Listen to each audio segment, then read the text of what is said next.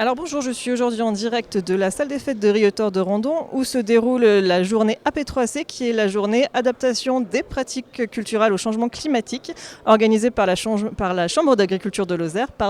Frédéric Valette, bonjour. Alors c'est vous qui représentez la Chambre d'agriculture aujourd'hui. Pourquoi cette journée AP3C ? Oui, donc bonjour à tous.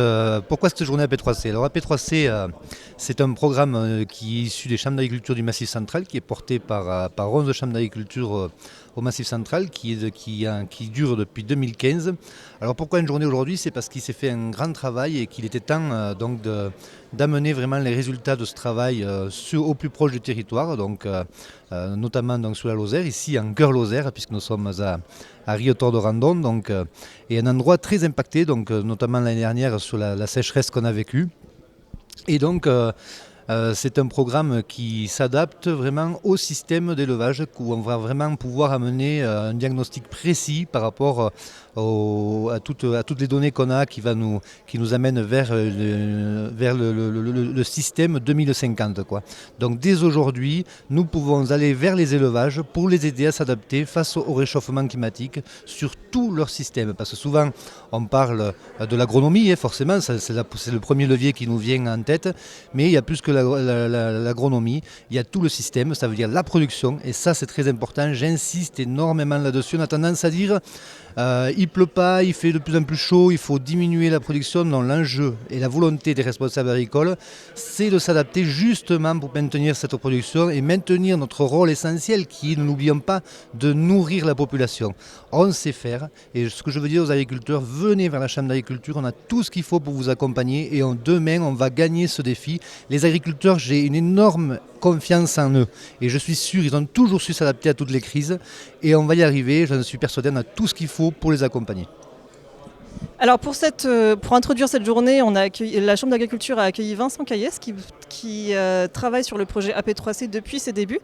Vous êtes climatologue. Expliquez-nous le projet AP3C et votre travail au sein de ce projet. Alors moi effectivement je suis climatologue, donc moi mon travail c'est d'utiliser donc les observations du changement climatique telles qu'elles se sont réellement produites sur le terrain depuis une quarantaine d'années et de produire des projections climatiques qui sont compatibles avec ces trajectoires observées. Et à l'heure actuelle c'est encore quelque chose d'unique, on va dire. Partout ailleurs on utilise des zooms qui sont faits sur des modèles globaux du climat, nous on utilise ce qui se passe réellement sur le terrain. Vous avez fait des modélisations à l'échelle du Massif central et des 11 départements et des chambres d'agriculture qui travaillent sur le projet. C'est quoi les projections pour la Lozère ? Alors les projections sur la Lozère, en température, c'est une augmentation de l'ordre de 4 dixièmes de degré par décennie, un maintien des précipitations au niveau annuel, mais après une modification de la saisonnalité des précipitations. En particulier, donc, on a une diminution des précipitations au printemps qui n'est pas envisagée par les modèles globaux du climat, qui correspond également à une augmentation maximale des températures. Donc oui, il y a des choses qui se passent sur le terrain qui sont en général beaucoup plus rapides que ce qui est annoncé habituellement. Alors, vos prédictions, vos projections, les modélisations que vous avez effectuées ont été effectuées avec un algorithme, je crois, ou un logiciel que vous avez vous-même travaillé, c'est bien ça ? Vous pouvez nous en dire plus ? Alors on utilise un générateur stochastique de temps, c'est-à-dire un procédé qui permet donc de prolonger de manière conforme à ce qui est réellement observé, non seulement en moyenne, mais également en dispersion des possibilités par rapport donc aux trajectoires réelles. Et donc pour l'instant, les projections s'arrêtent à 2050.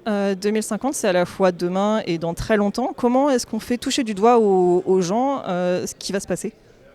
Disons que l'échéance 2050, c'est quand même nettement inférieur à 2100 qu'on vous présente habituellement. Et l'intérêt donc de 2050, il y a deux choses. Un intérêt technique, c'est que c'est à très peu de choses près indépendant des différents scénarios d'émissions de gaz à effet de serre. C'est-à-dire que qu'on émette beaucoup ou pas grand-chose à partir de maintenant, la trajectoire elle est déjà engagée. Et ça ne modifiera pas sensiblement ce qui va se produire d'ici à 2050. Et deuxièmement, 2050, ça correspond à peu de choses près à la durée de vie d'un exploitant sur son exploitation. C'est-à-dire un jeune exploitant maintenant, en 2050, il sera encore sur son exploitation. Donc ça le concerne directement. Alors que 2100, ça concerne plutôt ses enfants ou ses petits-enfants. Merci beaucoup. Je me tourne enfin vers Laure Gomita qui travaille sur le projet AP3C depuis ses débuts en 2015, me semble-t-il, en Lozère. Explique-nous ce que c'est pour la Lozère, l'AP3C. Alors nous, je suis référente d'AP3C pour la Lozère. Et donc moi, mon objectif, c'est de regarder à partir de ces projections climatiques, quel va être vraiment l'impact sur nos pratiques agricoles et sur nos systèmes agricoles. Donc après, l'objectif aujourd'hui, c'est vraiment de faire de la vulgarisation et de la sensibilisation auprès des agriculteurs et plus largement du monde agricole, donc de ces évolutions, que ce soit en termes climatiques mais aussi en termes de pratiques. Et puis en parallèle, nous à la Chambre d'agriculture, on fait également des expérimentations pour essayer de tester des pistes d'adaptation. Et l'objectif, c'est que par la suite, on puisse également faire de l'accompagnement, du conseil, donc collectif ou individuel, pour accompagner les agriculteurs dans cette transition. Justement, en parlant d'accompagnement, expérimentation d'ailleurs par ailleurs que vous pouvez retrouver sur le site de la Chambre d'agriculture, sur la chaîne YouTube, me semble-t-il. C'est bien ça. Tous les tests y sont, on est bien d'accord ? Tous les tests que vous avez fournis y sont sur la chaîne YouTube, hein ? Oui. D'accord. On en fait régulièrement. Chaque été, on essaie de compléter. Et comment est-ce qu'on accompagne les agriculteurs au changement climatique ? Alors la première étape, et non la moindre, c'est d'arriver justement à mobiliser, à sensibiliser les agriculteurs sur cette thématique.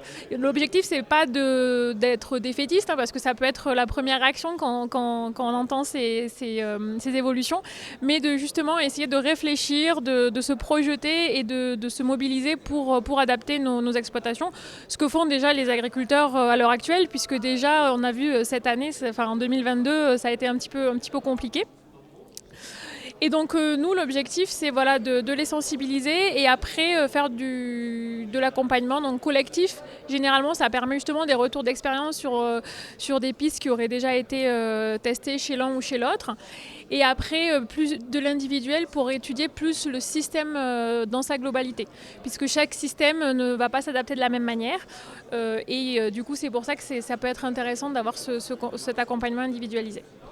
Ce matin, vous avez eu droit à des présentations par Vincent Caillé, le mot d'introduction de Frédéric Valette, et notamment une présentation par l'Argomita. Il y a eu aussi des présentations par les élèves du LECTA de Saint-Chély-d'Apcher.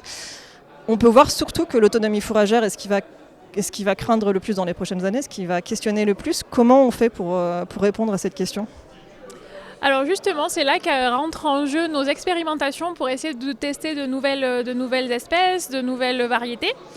Et après, l'objectif, c'est également d'optimiser les pratiques, donc de mieux valoriser l'herbe, de mieux valoriser le pâturage. Ça va être les premières pistes pour justement essayer de s'adapter. Et après, en fonction des exploitations, ça ne va pas être les mêmes, comme on a pu le voir ce matin, mais il y en a qui vont avoir plus de marge de manœuvre que d'autres, il y en a qui ont plus de besoins à combler que d'autres.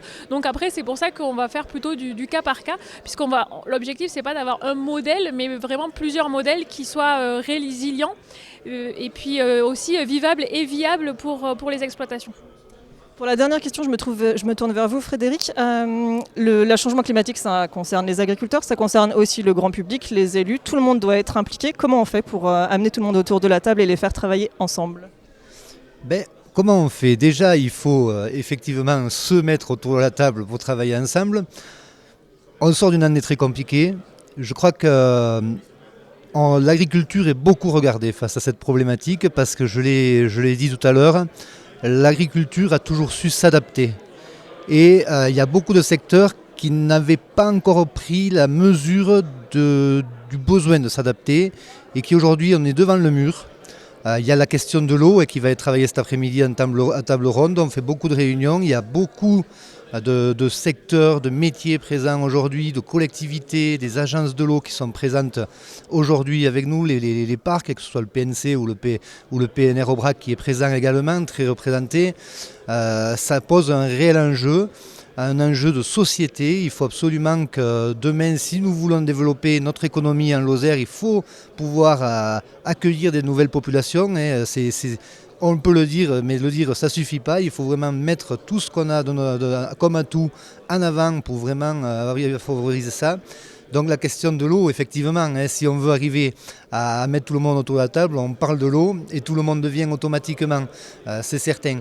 Il faut absolument relever les défis, hein, parce que bon, on a beaucoup de personnes à la Chambre d'agriculture qui travaillent pour accompagner l'agriculture et le territoire finalement, puisque c'est bien Chambre d'agriculture et territoire, hein, c'est plus que l'agriculture. Il y a des enjeux, on a la question du bas carbone également, et on s'aperçoit que dans tout ce que nous sort le travail de la P3C, eh bien, ça nous sort des pistes où on va pouvoir accompagner vraiment tout le monde vers cet objectif-là. Et je le rappelle, la Commission européenne a tranché pour qu'en 2050, nous ayons un bilan carbone neutre. Donc c'est pas rien, il y a un gros travail à faire et je suis sûr que l'agriculture va montrer le chemin à tout le territoire pour réussir ça et j'ai pleinement confiance à mes collègues agriculteurs. Merci beaucoup à tous les trois d'avoir répondu à mes questions et puis bonne journée et bonne fin d'atelier.